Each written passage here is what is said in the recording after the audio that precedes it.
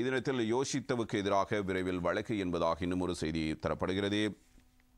நிதி தூய் தாக்கல் தடை சட்டத்தின் கீழ் யோஷித்த ராஜபக்சவுக்கு எதிராக வழக்கு தாக்கல் செய்யப்பட உள்ளதாக போலீஸ் ஊடக பேச்சாளர் சிரேஷ்ட போலீஸ் அத்தியட்சகர் புத்திக மனதுங்க இவ்வாறு கூறுகிறார். கொழும்பில் நேற்று முற்பகல் நடைபெற்ற ஊடக சந்திப்பின் போதே அவரால் இது தொடர்பான கருத்துக்கள் முன்வைக்கப்பட்டிருக்கின்றன. யோஷித்த ராஜபக்சவுக்கு எதிராக 2016 ஆண்டு இது தொடர்பான ஒரு குற்றச்சாட்டு முன்வைக்கப்பட்டு அது தொடர்பான முதல் விசாரணைகள் நடத்தப்பட்டதாக குறிப்பிட்டிருக்கிறார் போலீஸ் ஊடக பேச்சாளர்.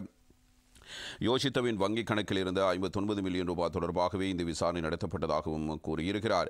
இந்த நிதியை எவ்வாறு பெற்றார் என அவர் இதுவரையில் தெளிவுபடுத்தவில்லை எனவும் அதற்கமைய நிதி தூய் தாக்கல் தடை சட்டத்தின் கீழ் அவருக்கு எதிரான விசாரணை ஆரம்பித்துள்ளதாகவும் போலீஸ் ஊடக பேச்சாளரினால் இவ்வாறு கூறப்படுகிறது. டேசி ஃபாரஸ்ட் என்பவருக்கு சொந்தமான வங்கிக் கணக்கிலும் அவர் இந்த நிதியை சேமித்து வைத்திருந்தமை விசாரணைகளூடாக அறிய கிடைத்ததாகவும் டேசி ஃபாரஸ்ட் என்ற பெண்ணையும் சந்தேக நபராக பெயரிடுமாறு சட்டம் அதிபர் திணைக்களம் ஆலோசனை வழங்கியுள்ளதாகவும் போலீஸ் ஊடக பேச்சாளர் கூறுகிறார். யோஷித்த ராஜபக்சவுக்கு மற்றும் டேசி ஃபாரஸ்டுக்கு எதிராக கடுவலை நீதிமன்றத்தில் ஆலோசனைகளை போலீசார் பெற்றதாகவும் குறித்த பெண்ணுக்கு எதிராக வெளிநாட்டு தடை உத்தரவு பெறப்பட்டுள்ளதாகவும் போலீஸ் ஊடக பேச்சாளரினால் இவ்வாறு குறிப்பிடப்பட்டிருப்பதான தகவல்